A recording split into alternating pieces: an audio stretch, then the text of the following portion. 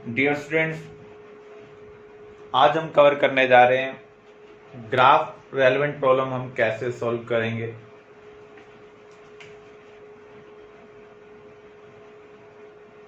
जैसे यहां पर हमें पीवी ग्राफ दिया हुआ है,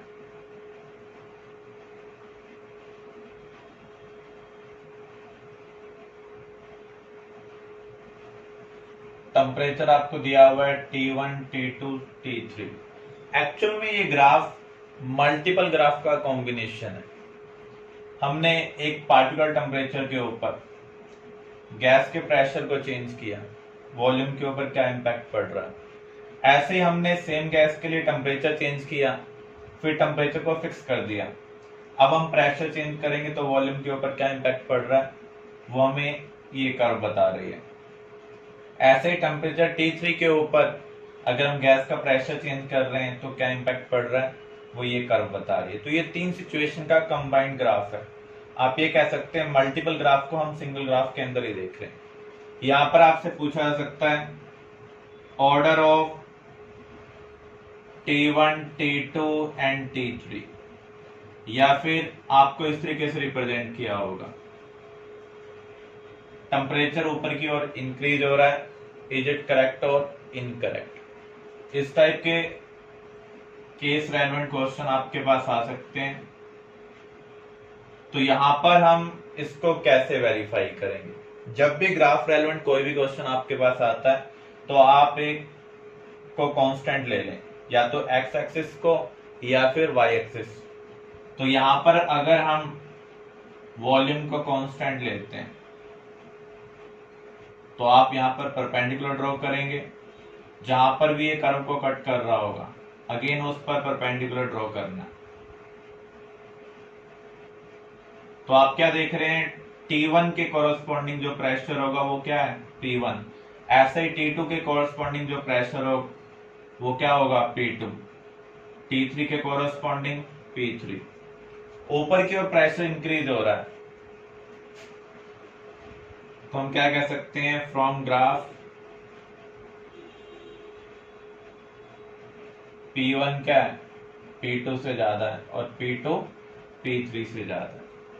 आपको पता है प्रेशर और टेम्परेचर में क्या रिलेशनशिप है, प्रेशर टेम्परेचर के डायरेक्टली प्रोपोर्शनल है अकॉर्डिंग टू गेल-लेजैक। तो यहां पर जो प्रेशर का ऑर्डर होगा वही क्या होना चाहिए, टेम्परेचर का ऑर्डर होना चाहिए। तो इसका meaning T1 greater than T2 होना चाहिए, T2 ग्रेटर देन T3 होना चाहिए।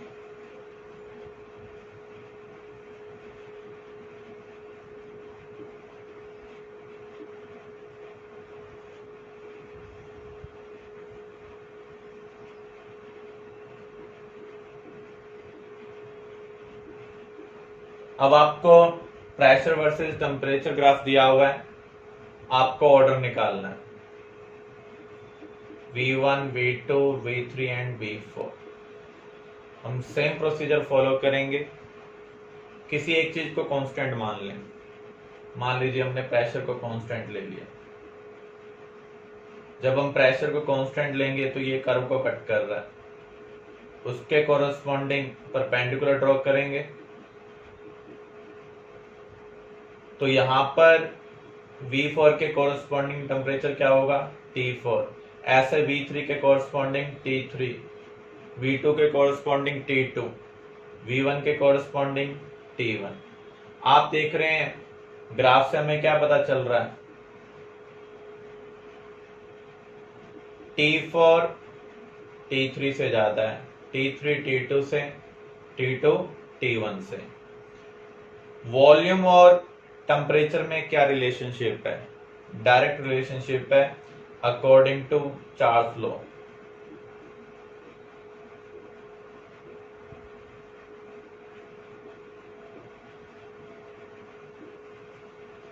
तो जो टेम्परेचर का ऑर्डर होगा उसके कोरस्पॉन्डिंग वॉल्यूम का ऑर्डर होगा। तो V4 V3 से ग्रेटर है, V3 V2 से और V2 V1 से। इस तरीके से हम ग्राफ रेलेवेंट प्रॉब्लम को सॉल्व कर सकते हैं। Another problem relevant to graph, gas A 1 mole dissociate in rigid container. Rigid container का मीनिंग क्या, जिसका वॉल्यूम क्या हो, फिक्स्ड हो, 0.16 लीटर. अकॉर्डिंग टू रिएक्शन जो A है वो डिसोसिएट हो रहा है और इसका जो डिग्री ऑफ डिसोसिएशन है वो कितना है, 0.4 है और ये कंप्लीट प्रोसेस में फिक्स्ड है. हमें इस इंफॉर्मेशन का यूज करते हुए प्रेशर वर्सेस टेम्परेचर ग्राफ बनाना है और हमें स्लोप निकालना है. अब आपको ध्यान रखना है, प्रेशर वर्सेस टेम्परेचर ग्राफ बनाने के लिए आपको आइडियल गैस इक्वेशन का यूज करना होगा, PV इक्वल टू nRT का. तो हमें यहाँ पर P वर्सेस T ग्राफ बनाना है. तो इसका मीनिंग यहाँ पर हम क्या देख रहे हैं, प्रेशर टेम्परेचर के डायरेक्टली प्रोपोर्शनल है. डायरेक्टली प्रोपोर्शनल के ग्राफ क्या होते हैं, स्ट्रेट लाइन. तो यहाँ हमें स्लोप की वैल्यू निकालनी होगी तभी हम ग्राफ बना पाएंगे. अब स्लोप की वैल्यू निकालने के लिए V हमें पता है, R भी आपको पता है, N की वैल्यू आपको निकालनी होगी. N यहाँ पर आपको इनिशियल तो दिया हुआ है 1 मोल, लेकिन यहाँ पर रिएक्शन प्रोसीड हो रही है. जब भी कोई भी केमिकल चेंज होता है तो number of moles with time क्या होते हैं, चेंज होते हैं. यहाँ पर डिग्री ऑफ डिसोसिएशन फिक्स्ड है, इसका मीनिंग नंबर ऑफ मोल्स यहाँ पर क्या हो जाएंगे, फिक्स्ड हो जाएंगे. तो यहाँ पर हम इस इंफॉर्मेशन का यूज करते हैं और नंबर ऑफ मोल्स कैलकुलेट करते हैं. तो सबसे पहले हम रिएक्शन लिखेंगे जो यहाँ पर प्रोसीड हो रही है. तो यहाँ पर 2 मोल्स A के जब कंज्यूम हो रहे हैं तो 3 मोल्स B के बन रहे हैं, 1 मोल C के. इनिशियली आपको A के कितने मोल्स दिए हुए हैं, 1. प्रोडक्ट इनिशियली बना नहीं है इसलिए उसके मोल्स कितने होंगे, 0 होंगे. डिग्री ऑफ डिसोसिएशन का मीनिंग क्या है, अगर आपके पास 1 पार्ट है तो उसमें से कितना कंज्यूम हो रहा है. तो ये 1 में से कितना कंज्यूम होगा, 0.4. और आपको दिए कितने हुए हैं, A के मोल्स 1 ही दिए हुए हैं. इसका मीनिंग रिमेनिंग अमाउंट क्या होगा, 0.6 होगा. अब आपको प्रोडक्ट का अमाउंट निकालना है. अगर 2 मोल्स A के कंज्यूम होते हैं तो B के कितने मोल्स बनेंगे, 3. यहाँ पर A के कितने मोल्स कंज्यूम हो रहे हैं, 0.4. तो अगर हम रिलेशनशिप के हिसाब से देखें 2 से 3 तो 0.4 कंज्यूम होने पर ये कितना बनना चाहिए, 0.6 बनना चाहिए. यहाँ पर आप देखें 2 से 1 तो 0.4 कंज्यूम होने पर ये कितना बनना चाहिए, 0.2, क्योंकि 2 कंज्यूम होने पर ये 1 प्रोड्यूस हो रहा है. 0.4 कंज्यूम होगा तो ये उसका हाफ ही बनेगा, 0.2. अब जो प्रेशर है वो टोटल नंबर ऑफ मोल्स के ऊपर डिपेंड करता है, किसी एक गैस के मोल्स के ऊपर डिपेंड नहीं करेगा जब कंटेनर के अंदर एक से ज्यादा गैस प्रेजेंट हो. अब कंटेनर के अंदर A भी प्रेजेंट है, B भी प्रेजेंट है और C भी प्रेजेंट है. तो हम यहाँ पर टोटल नंबर ऑफ मोल्स निकाल लेते हैं, 0.6 प्लस 0.6 प्लस 0.2. तो ये कितने आ रहे हैं, 1.4 मोल. जब रिएक्शन प्रोसीड नहीं हुई थी तो कंटेनर में सिर्फ 1 मोल गैस थी. जब रिएक्शन प्रोसीड हो चुकी है तो अब कंटेनर के अंदर कितने मोल्स प्रेजेंट है, 1.4 मोल प्रेजेंट है. अब आप स्लोप कैलकुलेट कर सकते हैं. स्लोप क्या होगा, nR/V मीन्स 1.4, R की वैल्यू 0.082 और वॉल्यूम आपको दिया हुआ है 0.16. तो यहां पर हम इसे सॉल्व कर लेते हैं. तो स्लोप आपको मिल रहा है 0.7. स्लोप अगर आप निकालना चाहें तो किसके इक्वल होता है, टेंजेंट थीटा के इक्वल होता है. किस एंगल पर टेन थीटा की वैल्यू 0.7 होगी ये हमें निकालनी है. अब हम प्रेशर वर्सेस टेम्परेचर ग्राफ को देखें. यहां पर इंटरसेप्ट क्या है, 0. इसका मीनिंग स्टार्टिंग पॉइंट क्या होगा, 0 होगा. हम यहां पर एक लाइन ड्रॉ कर लेते हैं, क्योंकि स्लोप की वैल्यू पॉजिटिव है तो लाइन कैसी आएगी, अपवर्ड आएगी। ये जो एंगल है ये किसके इक्वल है, टेंजेंट इनवर्स 0.7। क्लियर। तो इस तरीके से हम डिसोसिएशन वाले केस में स्लोप कैलकुलेट कर सकते हैं। डिसोसिएशन की वजह से जो गैस के टोटल नंबर ऑफ मोल्स हैं वो चेंज होंगे। यहाँ पर एक पार्टिकुलर टाइम के बाद वो कांस्टेंट हो रहा है, तो हम यहाँ पर देख रहे हैं नंबर ऑफ मोल्स भी क्या हो रहे हैं, कांस्टेंट हो रहे हैं। तो इसका यूज कर हम स्लोप डिटरमाइन कर सकते हैं। अगर हमने स्लोप डिटरमाइन कर लिया, इंटरसेप्ट डिटरमाइन कर लिया, तो उस केस में हम ग्राफ भी बना सकते हैं। अब हम प्रॉब्लम कवर करने जा रहे हैं जब तक हमने टॉपिक स्टडी किया उनसे relevant.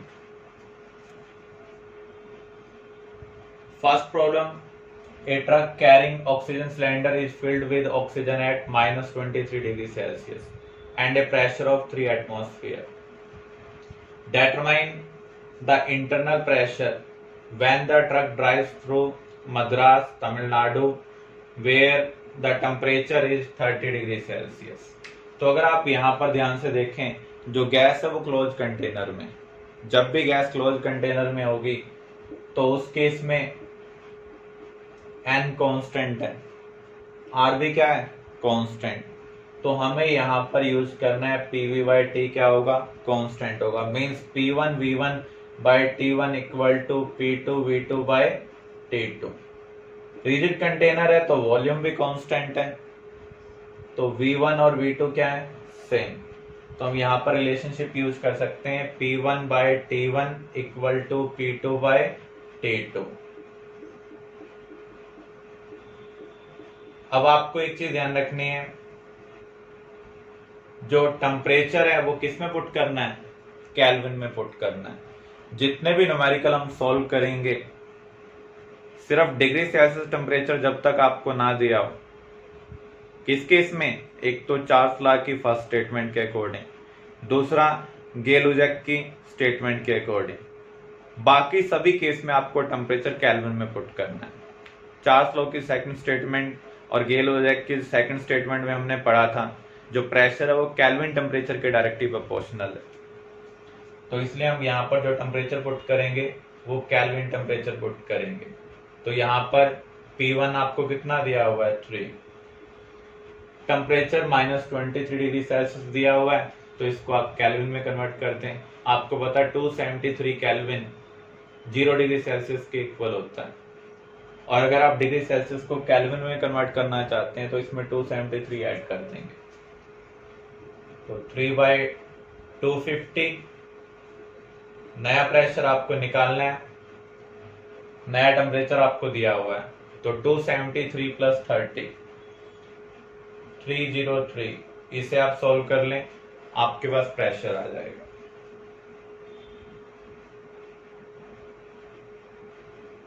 Clear.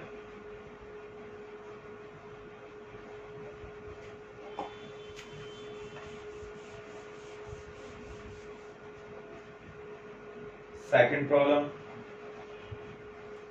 the density of gas at -23 degrees Celsius and 780 torr is 1.4 gram per liter. Which one of the following gases is it? हमें ये आइडेंटिफाई करना है। डेंसिटी का फार्मूला हमने पढ़ा था Pm/RT।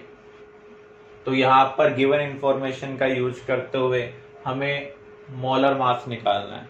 अगर हम मोलर मास निकाल लेंगे तो गैस को भी आइडेंटिफाई कर सकते हैं। डेंसिटी कितनी दी हुई है, 1.4 ग्राम पर लीटर। प्रेशर 780 टोर दिया हुआ है, तो उसको हम कन्वर्ट कर लेते हैं एटमॉस्फेयर में। 1 एटमॉस्फेयर के अंदर कितने टोर होते हैं, 760। मॉलिक्यूलर मास आपको निकालना है। आर की वैल्यू हम क्या पुट करेंगे, आर की वैल्यू हम पुट करेंगे 0.0821। अगर आप प्रेशर किस में ले रहे हैं, एटमॉस्फेयर में। टेम्परेचर किस में ले रहे हैं, केल्विन में। वॉल्यूम किस में ले रहे हैं, लीटर में। तो यहाँ पर टेम्परेचर कितना दिया हुआ है, -23 degree Celsius. Means 250 kelvin. Solve कर लें, मॉलिक्यूलर मास जो आएगा उसके बेस पर आप प्रेडिक्ट कर सकते हैं। मान लीजिए इस केस में मॉलिक्यूलर मास 28 आ रहा है तो गैस कौन सी होगी, N2। अगर 64 आ रहा है तो SO2।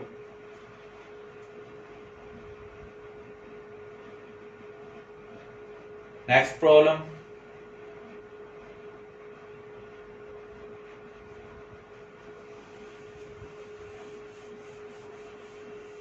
a gas occupies 300 ml at 27 degrees Celsius and 730 millimeter pressure. What would be its volume at STP? अब देखिए यहां पर कंटेनर क्लोज्ड है। जब हम एक कंडीशन से दूसरी कंडीशन पर वॉल्यूम वगैरह निकालते हैं तो हम ये ज्यूम कर कर चलेंगे जो कंटेनर है वो क्या है, क्लोज्ड। मीन्स क्वांटिटी जो गैस की है वो क्या है, फिक्स्ड है। तो जब क्वांटिटी फिक्स्ड होती है तो रिलेशनशिप क्या होगी, P1 V1 upon T1 equal to P2 V2 upon T2। एक तरफ आप STP कंडीशन ले लें और दूसरी तरफ नॉन STP। इधर मान लीजिए मैं STP कंडीशन ले रहा हूँ और इधर क्या ले रहा हूँ, नॉन STP कंडीशन ले रहा हूँ। STP कंडीशन के अकॉर्डिंग प्रेशर क्या होना चाहिए, 1 एटमॉस्फेयर होना चाहिए। अगर मिलीमीटर में लिखना चाहें तो किसके इक्वल होगा, 760 मिलीमीटर ऑफ मरकरी। तो मैं डायरेक्टली P1 का लिख रहा हूँ 760 मिलीमीटर ऑफ मरकरी। वॉल्यूम हमें STP कंडीशन में निकालना है। टेम्परेचर क्या होगा, 0 degree Celsius means 273 kelvin. Pressure आपको दिया हुआ है 730 नॉन STP का। वॉल्यूम आपको दिया हुआ है 300। टेम्परेचर दिया हुआ है 27 डिग्री सेल्सियस। इसका मीनिंग आपको इसके अंदर 273 ऐड करना है। ऐड कर रहे हैं तो आपको क्या मिल रहा है, 300। इसको सॉल्व कर लें, आपके पास STP कंडीशन में वॉल्यूम आ जाएगा। जब भी आपको नॉन STP को STP में कन्वर्ट करना हो या STP को नॉन STP में कन्वर्ट करना हो तो आप इस रिलेशनशिप का यूज कर सकते हैं।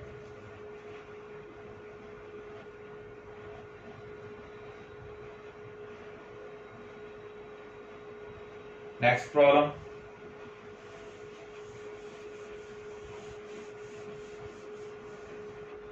Five gram of xenon tetrafluoride gas was introduced into a vessel of 6 liter capacity at 80 degrees Celsius. What is the pressure of gas in atmosphere? तो यहां पर हम यूज कर रहे हैं PV equal to nRT।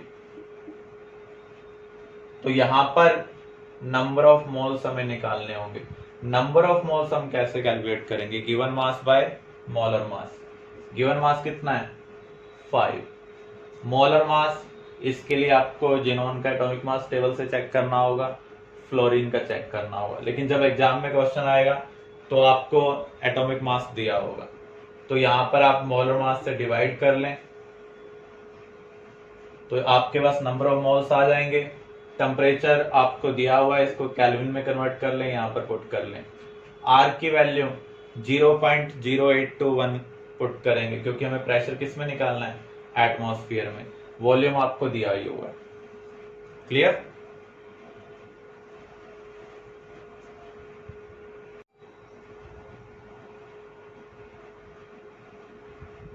Next problem, 2 vessels connected by a valve of negligible volume. One container has 2.8 gram of N2 at temperature T1. The other container is completely evacuated. इसका meaning वहां पर कोई भी gas present नहीं है। The container 1 is heated to temperature T2 while container 2 is maintained at temperature T2 by 3. Volume of vessel 1 is half that of vessel 2. If the valve is opened, then what is the weight ratio of N2 in both vessel? ये हमें solve करना है। तो सबसे पहले हमें कुछ चीजें कंसिडर करनी होगी। आपके पास 2 कंटेनर है, कंटेनर 1 एंड कंटेनर 2। इसका वॉल्यूम आपको दिया हुआ है 1 का हाफ ऑफ वेसल 2। अगर हम इसका वॉल्यूम V ले रहे हैं तो इसका वॉल्यूम क्या होगा, V/2। इनिशियली अगर हम देखें कंटेनर 1 का जो टेम्परेचर है वो T1 है। अब हम क्या कर रहे हैं, कंटेनर 1 का जो टेम्परेचर है वो T2 कर रहे हैं। पहले टेम्परेचर T1 था, अब क्या कर रहे हैं, T2। और जो कंटेनर 2 है उसका टेम्परेचर हम क्या मेंटेन कर रहे हैं, T2/3। गैस हमेशा high temperature to low temperature की तरफ शिफ्ट होगी, high pressure to low pressure की तरफ शिफ्ट होगी। तो यहां पर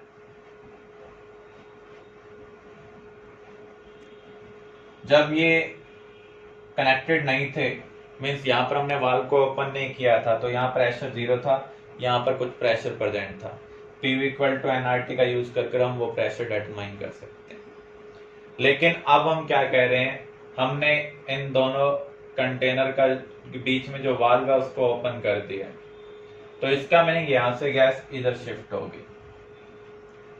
अब इस इंफॉर्मेशन का यूज करते हुए हमें नाइट्रोजन गैस का जो मास है दोनों कंटेनर के अंदर निकालना होगा। तो सबसे पहले हम नंबर ऑफ मोल्स देख लेते हैं। बिगिनिंग में कितने प्रेजेंट थे, बिगिनिंग में प्रेजेंट थे 0.1। बिगिनिंग में कितने प्रेजेंट थे, 0.1। 2.8 को हम मोलर मास से डिवाइड कर रहे हैं, और बिगिनिंग में यहां पर 0 प्रेजेंट थे। अब यहां से गैस इधर शिफ्ट हो रही है, तो 0.1 माइनस x यहां पर बच जाएंगे, और यहां पर मोल्स कितने आएंगे, x आएंगे। ये गैस की शिफ्टिंग तब तक होगी जब तक दोनों तरफ जो प्रेशर है वो सेम नहीं हो जाता। हम ये मान रहे हैं जब तक प्रेशर सेम नहीं हो रहा है तब तक कितने मोल शिफ्ट हो रहे हैं, x मोल शिफ्ट हो रहे हैं। तो रिमेनिंग मोल्स यहाँ पर होंगे 0.1 माइनस x, और यहाँ पर कितने होंगे, x होंगे। अब हम इधर का भी प्रेशर कैलकुलेट करते हैं और इधर का भी प्रेशर कैलकुलेट करते हैं और x की वैल्यू निकालते हैं।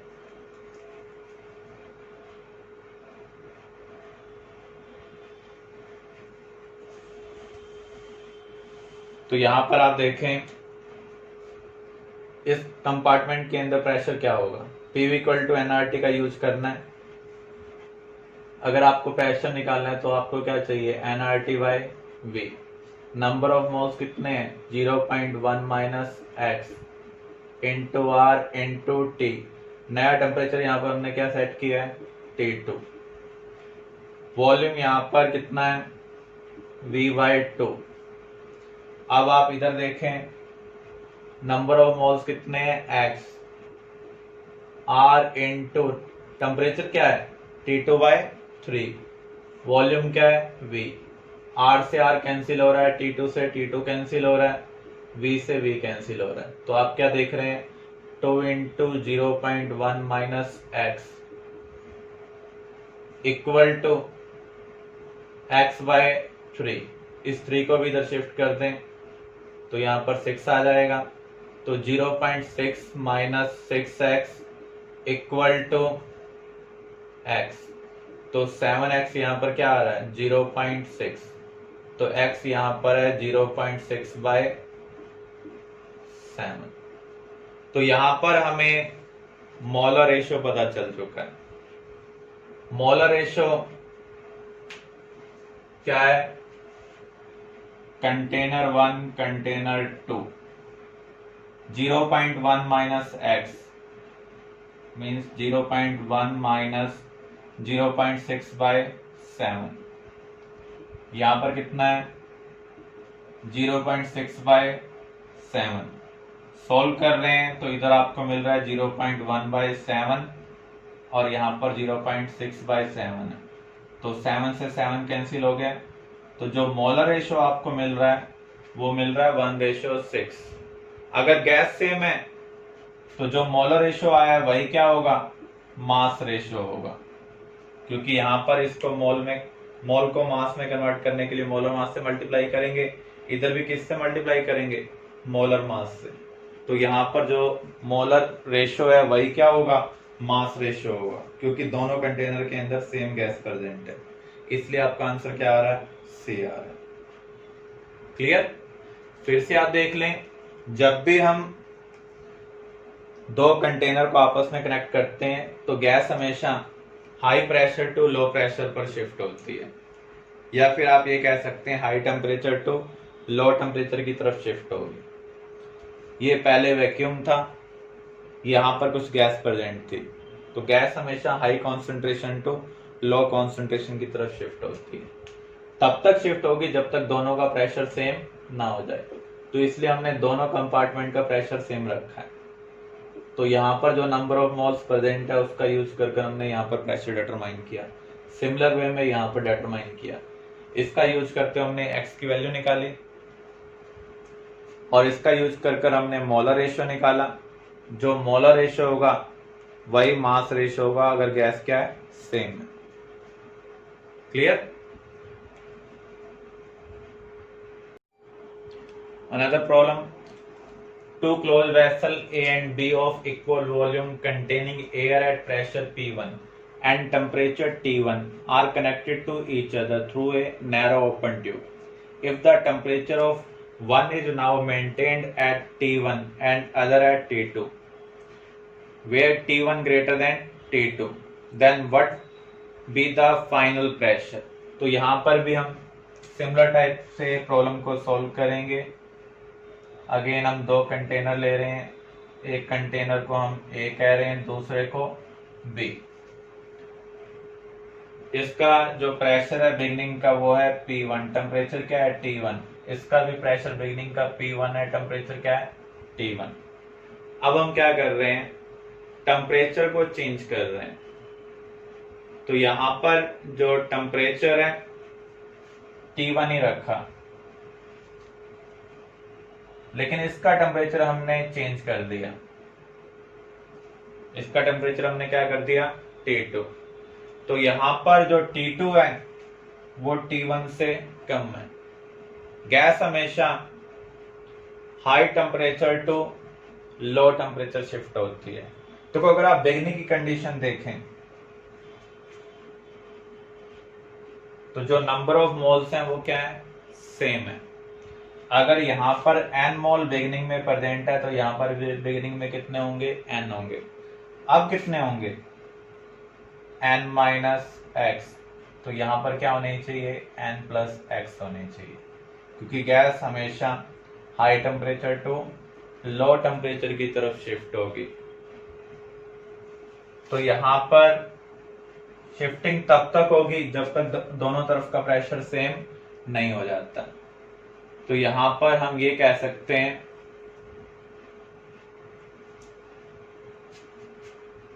Number of moles before mixing must be equal to number of moles after mixing. इसका मैं यूज इसलिए कर रहा हूं क्योंकि मुझे नया प्रेशर जो निकालना है वो पुराने प्रेशर के टर्म में निकालना है। तो बिगनिंग में नंबर ऑफ मोल्स कितने थे, यहां भी n और यहां भी n, तो n प्लस n। यहां पर कितने हैं, n minus x plus n plus x. अब हमें इस नंबर ऑफ मोल्स को PV इक्वल टू nRT का यूज कर निकालना है। तो यहां पर n क्या होगा, P1 V1 अपॉन T1। यहां पर भी n क्या होगा, P1 V1 अपॉन T1, क्योंकि बिगिनिंग में आप देख सकते हैं जो कंडीशन यहां पर है वही कंडीशन यहां पर है। n माइनस एक्स क्या होगा, नया प्रेशर हम कह रहे हैं P2। नया प्रेशर हम क्या कह रहे हैं, P2। तो यहां पर हम कहेंगे P2 V1 अपॉन T1, क्योंकि इसके लिए हमने टेम्परेचर सेम मेंटेन किया है। और यहां पर R और आएगा क्योंकि आपको पता है n क्या है, PV बाय RT। यहां पर भी आर आएगा। n प्लस एक्स क्या होगा, T2 V1 upon are T2। अगर आप ध्यान से देखें यहां पर कुछ चीजें कॉमन है, वो कैंसिल हो जाएंगी। जैसे आर कॉमन है सभी केस में, तो आर यहां पर कैंसिल हो जाएगा। यहां पर आप देख सकते हैं V1 भी क्या सभी केस में कॉमन, तो V1 भी क्या हो रहा है, कैंसिल हो रहा है। अब आप देखें 2P1 अपॉन T1 किसके इक्वल आ रहा है, P2 into 1/T1 plus 1/T2।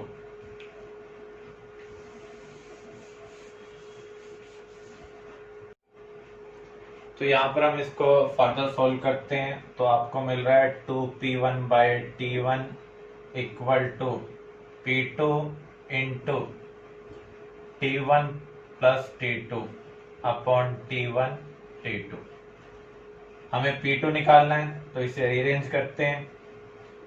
2P1/T1 इसको उल्टा कर इधर लिखना पड़ेगा, T1 into T2 upon T1 plus T2। तो आप देख रहे हैं T1 से T1 क्या हो रहा है, कैंसिल हो रहा है। तो जो P2 है वो आपको क्या मिल रहा है, 2P1/T2 upon T1 plus T2। तो यहां पर अगर आप देखें कौन सा ऑप्शन इसको सेटिस्फाई कर रहा है, second option. Next topic, concept of payload. Payload का मीनिंग क्या है, हम कितना मास अपने साथ स्पेस में कैरी कर सकते हैं। एक्चुअल में जब भी आप किसी भी बॉडी को एयर में प्लेस करते हैं तो उस केस में वो एयर को डिस्प्लेस करती है। तो यहां पर हम एयर के कुछ मास को डिस्प्लेस कर रहे हैं, इसकी जगह हम अपना मास प्लेस कर रहे हैं। अगर ये मास ऑफ एयर डिस्प्लेस से कम हुआ तो उस केस में बॉडी एयर में राइज करेगी। हम मैक्सिमम कितना मास एयर में राइज कर सकते हैं, दैट इज पेलोड। तो पेलोड हम कैलकुलेट कैसे करते हैं, mass of air displaced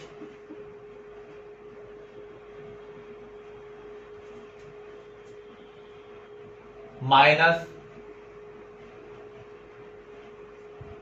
mass of substance placed. जो बैलून्स होते हैं उनको जब आप एयर में प्लेस करते हैं तो कुछ बैलून्स तो एयर में राइज करते हैं, कुछ नहीं करते हैं। उसका रीजन यही है, अगर जिस बैलून का मास हम एयर को डिस्प्लेस करने के लिए यूज कर रहे हैं, अगर उसका मास एयर से कम हुआ तो उस केस में वो एयर में राइज करेगा। जब आप बैलून के अंदर हाइड्रोजन हीलियम गैस फिल करते हैं तो जो गैस बैलून का मास है, बैलून का mass plus mass of gas in the balloon, वो एयर डिस्प्लेस्ड के मास से क्या होगा, कम होगा। इसलिए हाइड्रोजन हीलियम बैलून एयर में राइज करते हैं। मैक्सिमम जितना मास एयर में राइज कर सकते हैं दैट इज पेलोड।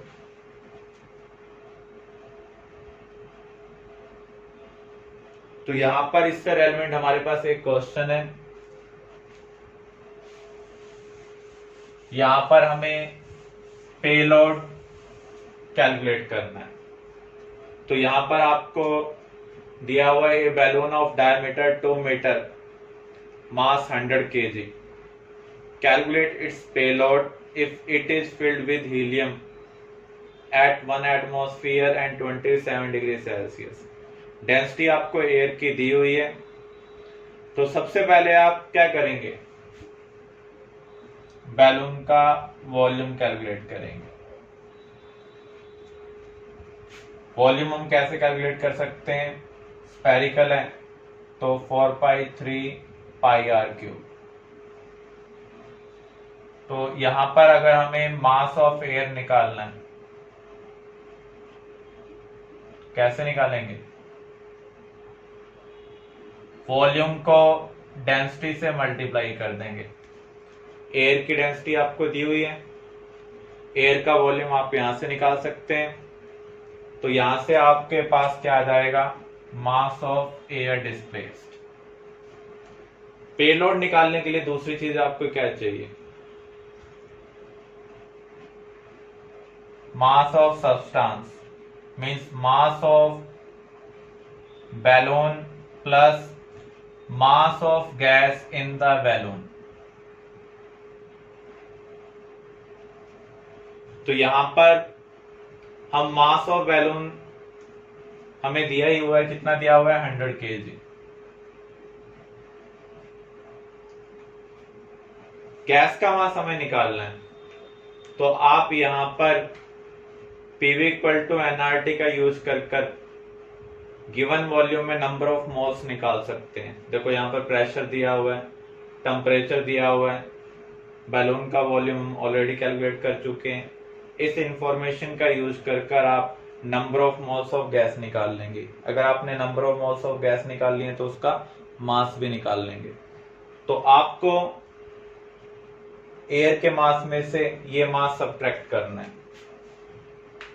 तो मास अगर आपको निकालना है तो एन निकालने के लिए आपको क्या चाहिए? PV by R T. ये तो नंबर ऑफ मोल्स आए हैं, इसको मास में कन्वर्ट करने के लिए हमें मोलर मास से मल्टीप्लाई करना पड़ेगा। कौन सी गैस फिल की हुई है हमने? हीलियम। तो मोलर मास ऑफ हीलियम से हम यहाँ पर मल्टीप्लाई करेंगे, लेकिन ये मास आपको ग्राम की फॉर्म में मिल रहा है। किलोग्राम में कन्वर्ट करने के लिए हम इसको किससे डिवाइड करेंगे? 1000 से डिवाइड करेंगे।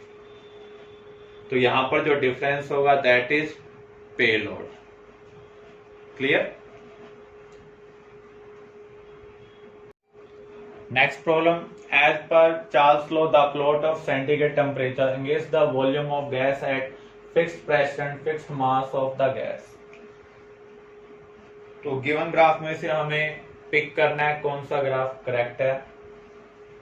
हमने दो टाइप के ग्राफ स्टडी किए थे, एक केल्विन टेम्परेचर के लिए और एक डिग्री सेल्सियस टेम्परेचर के लिए। डिग्री सेल्सियस टेम्परेचर के लिए जो ग्राफ है वहां पर -273 डिग्री सेल्सियस पर गैस का वॉल्यूम क्या होगा? 0 होगा।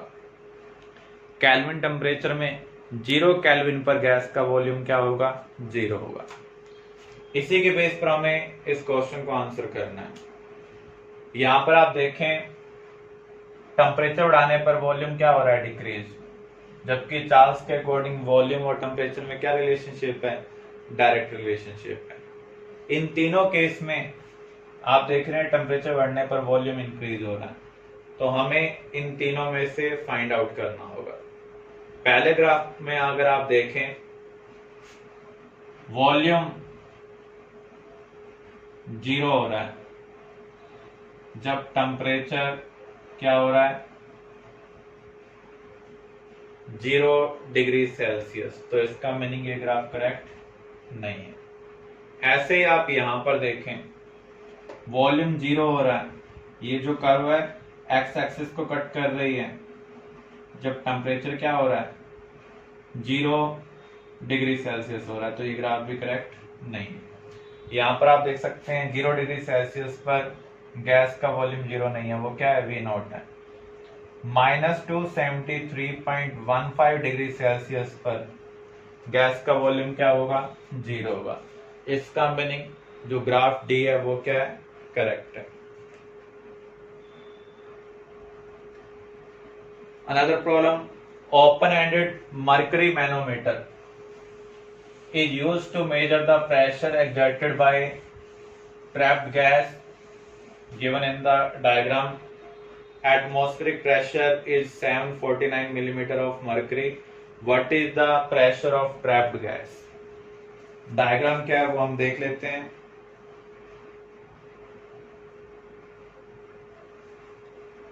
यहां पर ये डायग्राम दिया हुआ है। ओपन एंड मैनोमीटर में यहां पर आप देखें गैस ट्रैप्ड। यहां पर हमें इस गैस का प्रेशर निकालना है। ओपन एंड मैनोमीटर में दो सिचुएशन होती हैं, या तो गैस का प्रेशर डोमिनेंट होगा या फिर एटमॉस्फेयर का। जिस साइड मर्क्यूरी लेवल डाउन होगा उधर का प्रेशर डोमिनेंट होगा। तो यहाँ पर आप देख सकते हैं गैस वाली साइड से मर्क्यूरी का लेवल डाउन है, तो गैस का प्रेशर एटमॉस्फेयर के प्रेशर को क्या कर रहा है, डोमिनेट कर रहा है।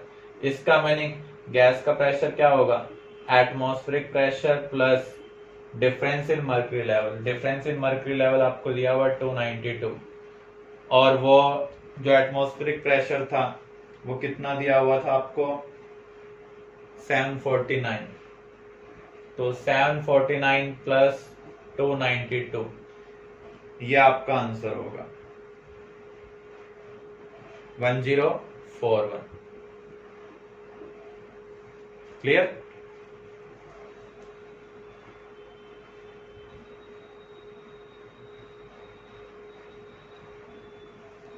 Another problem.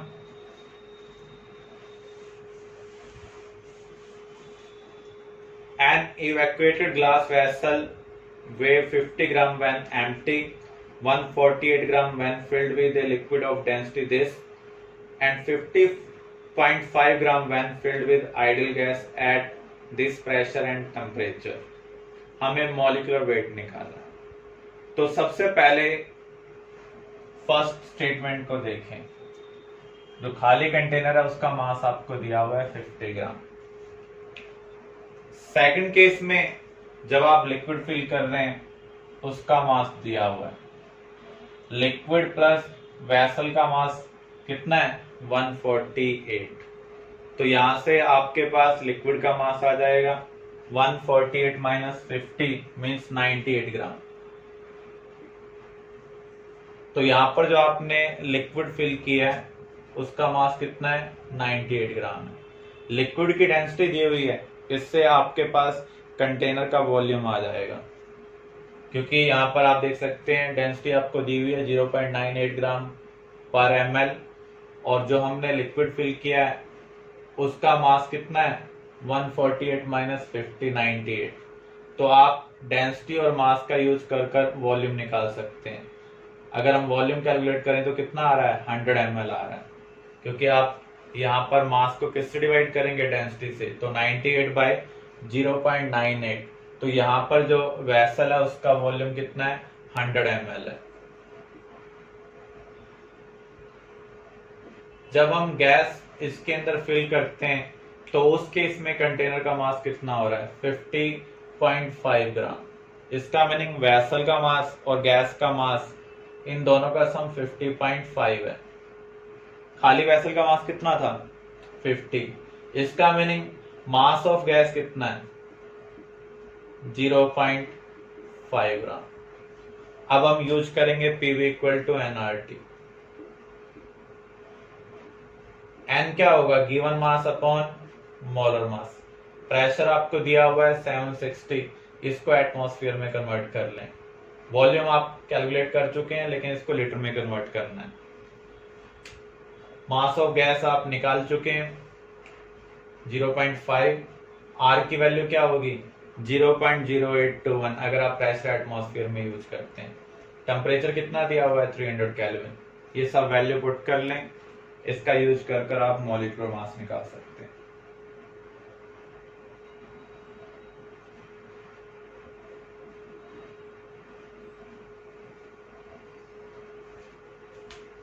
बॉल्स के अकॉर्डिंग कौन सी रिलेशनशिप करेक्ट है,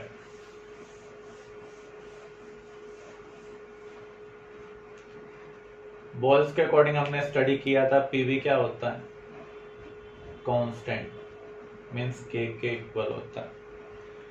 अब हम इसको डिफरेंशिएट करते हैं। तो अगर आप इसका डिफरेंशिएशन करेंगे तो यहाँ पर दो वेरिएबल हैं। एक बार तो आप वॉल्यूम के रेस्पेक्ट में करेंगे, दूसरी बार प्रेशर के रेस्पेक्ट में। तो P dV plus V dP पी, कॉन्स्टेंट का डिफरेंशिएशन क्या होता है, 0 होता है। तो आपको मिल रहा है P dV equal to minus V dP पी। हमें जो रिलेशनशिप लेनी है वो डीपी बाई डीवी की फॉर्म में लेनी है। ये टी जो दिया हुआ है ये कांस्टेंट टेम्परेचर को रिप्रेजेंट कर रहा है। तो यहाँ पर dp बाय dv क्या होगा, माइनस p बाय v। अगर आप ध्यान से देखें यहाँ पर p वाली कोई भी टर्म प्रेजेंट नहीं है। बॉयस लॉ जो हम अप्लाई करते हैं वो कांस्टेंट टेम्परेचर के ऊपर अप्लाई करते हैं, ये सबस्क्रिप्ट में आना चाहिए। अब देखो p की जगह हम क्या लिख सकते हैं, k बाय v। तो अगर हम यहाँ पर k बाय v लिखें तो v नीचे पहले से प्रेजेंट है, तो ये आपको किसके इक्वल मिल रहा है, k बाय v स्क्वायर के इक्वल मिल रहा है। इसका मीनिंग ऑप्शन बी आपका आंसर होगा। फिर से आप देख लें, PV यहाँ पर कांस्टेंट है at constant temperature and constant amount of gas. यहाँ पर ये दोनों वेरिएबल हैं, प्रेशर भी और वॉल्यूम भी। जब हम डिफरेंशिएशन करेंगे तो हम एक के रेस्पेक्ट में करेंगे, फिर दूसरे रेस्पेक्ट में। तो इसलिए हम लिख रहे हैं PdV प्लस VdP। कांस्टेंट का डिफरेंशिएशन क्या होता है, 0। तो यहाँ पर हमने इसको रीअरेंज किया तो PdV आपको मिल रहा है माइनस VdP, फिर इस फॉर्म में कन्वर्ट किया। तो जब हमने कन्वर्ट किया तो हमें मिल रहा है माइनस P बाई V, और यहाँ पर P वाली कोई भी टर्म नहीं है, तो P को मैंने V की टर्म में लिख दिया।